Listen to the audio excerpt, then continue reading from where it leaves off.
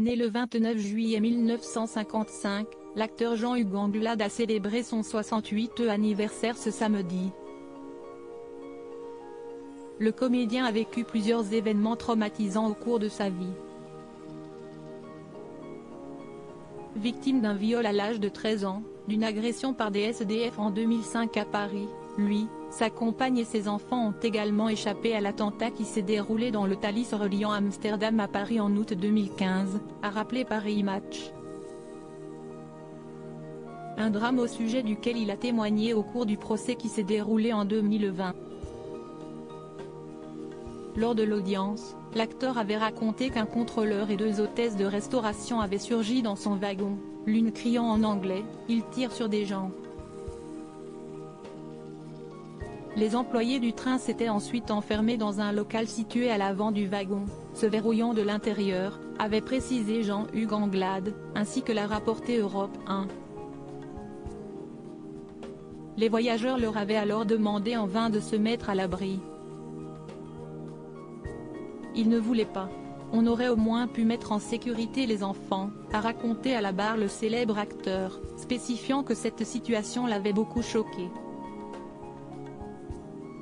On est resté là, seul, abandonné, impuissant. D'où mon mécontentement.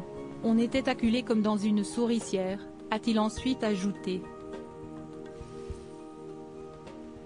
Supérieur à Béatrice Dalle et Jean-Hugues Anglade réunis pour saluer la mémoire de Jean-Jacques Benel. L'acteur conscient d'avoir frôlé la mort ayant subi une agression à Paris en 2005, Jean-Hugues Anglade est conscient d'avoir frôlé la mort.